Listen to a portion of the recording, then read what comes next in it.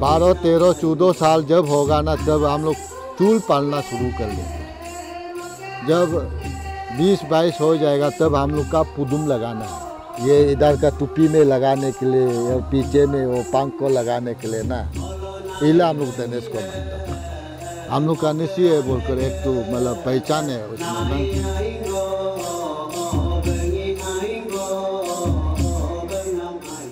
The Hornbill Nest Adoption Program is a community-based conservation program.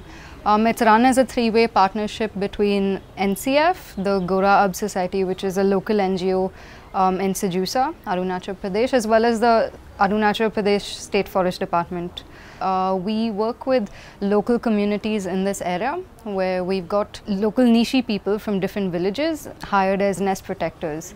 And these nests outside happen to be around, in and around villages where people are going in and out of the forest, so there tended to be more disturbances, more forest fires, more instances of hunting, also a lot of deforestation. So that's when I felt the need to start a conservation program. मेरा नाम बुद्धीराम ताई और हम दलंग बस्ती का गांव बुढ़ा और nest protector भी है। हम 2011 से कर रहे हैं उसको, और हमको उसका आगे हमको मालूम ही नहीं था, मतलब ये धनेश का घोंसला कैसे होता है मालूम ही नहीं था। तो हम लोग जैसे ये मार्च महीना था, मार्च महीना में दुना है, लेकिन हम लोग को मिल गया। तो हमको सिर्फ एक तो घोंसला सिर्फ मिला है, ग्रेट वाला। तो गांव बुढ़ा ताजे 5 तो ना 6 तो जैसे मिला था गांव बुढ़ा ताजे। जूली का गांव बुढ़ा है हमारा, ये पाही तच उसको 3 तो जैसे मिला था क्या उस समय में।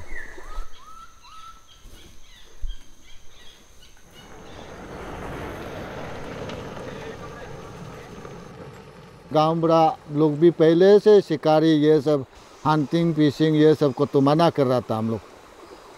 तो जो घोंसला देखना था हम 2011 से देखा है, और ऐसे तो हम लोग ये सब प्रोटेक्शन 2006 से चल रहा था, शुरू हुआ था गरा आप लोग।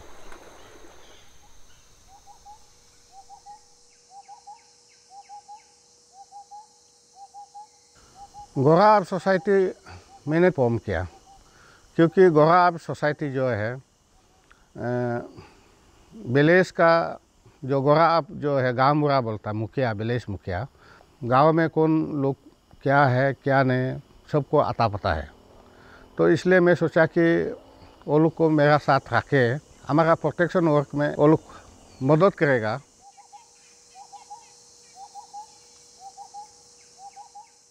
तो उसका बाद हम लोग मीटिंग में बैठता है हमेशा।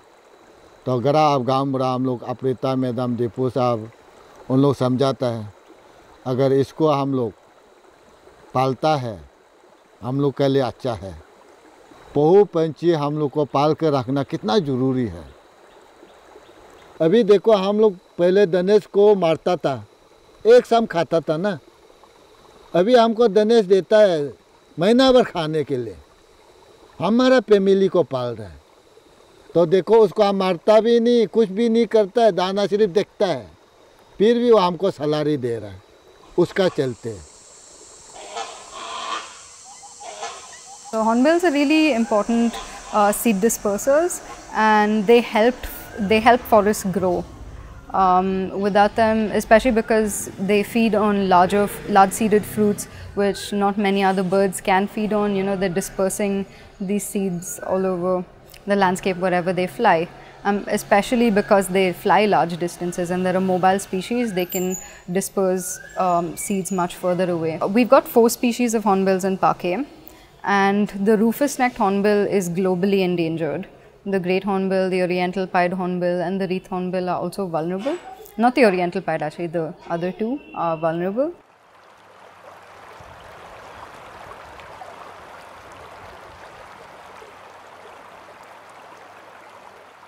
At our field site in Arunachal Pradesh, there's the Parquet Tiger Reserve, which has all of these resources and it's reasonably well protected, and hornbills are doing well inside. But because they tend to be a large and mobile species, they also fly outside the boundaries of this protected area. And on the other side of the Pake River, you have the Papum Reserve Forest, which is where all of these villages and settlements are. A more recent and more immediate threat has been from illegal timber logging, especially since 2015. We've noticed, at least our observations from the field show that, you know, there's been an increase in the scale at which it's occurring. Illegal activities का जो influence है वो tiger reserve core area में है, क्योंकि जानवर बाहर भीतर आना जाना होता है। जो बाहर जाता है तो इनसिक्योर हो जाता है, तो इसके लिए बस्ती वाला को इन्वॉल्व करना पड़ा, क्योंकि जो नेचुरल रिसोर्स प्रॉपर्टी ये एक कॉमन रिसोर्स प्रॉपर्टी है, तो उसको सिर्फ फॉरेस्ट डिपार्टमेंट संभाल नहीं सकता है, उसको तो पीपल्स पार्टिसिपेशन चाहिए। In 2015, the Pake Paga festival began, and that is a unique festival in many ways because the focus is on local communities and wildlife conservation. So in that way it's very unique in the Northeast, where they have tons of festivals. So that has also, I think, shifted the focus towards wildlife conservation quite a bit, and this year it was declared as a state festival. लोग काफ़ी जागरूकता होके आया है कि हम लोग का हॉर्नबिल जो पगा है, ग्रेट हॉर्नबिल को शिकार नहीं करना है। ये फेस्टिवल का थ्रू होके ये दिखाना चाहता है, ये एक तो मैसेज देना चाहता है कि किस तरीक़े से हम लोग निस्सी है से कम्युनिटी कंजर्वेशन को लेके हम लोग निस्सी लोग कितना आगे बढ़ सकता है। Community-based conservation isn't always as rosy as it sounds, that people at the end of the day are just people, and by their very nature they are hard to work with. So sometimes it's very difficult to get everyone on the same page, especially when there are so many different factors to consider, like development and aspirations. But you have no option but to try. ये सब हम लोग सभी बस्ती वाला को, गांव वाला लोग को बोल कर घूम रहे हैं। ये आने वाला जितना यूथ लोग है, युवा लोग है, उसके लिए हम लोग बोल कर रखते हैं। जो अभी हम लोग जो है कि नेक्स्ट प्रोटेक्टर कर रहे हैं, ये भी हम लोग सिर्फ सैलरी के लिए हम लोग नहीं कर रहे, धर्मा मिलता है इसलिए नहीं कर रहे हैं। हम लोग ये इसलिए हम लोग ये करता है ताकि हमारा जो आने वाला जितना लड़का लोग है, हम लोग जैसे गलती किया उन लोग को भी ऐसे होने नहीं देने के लिए हम लोग ये सब मैसेज फैलाता है।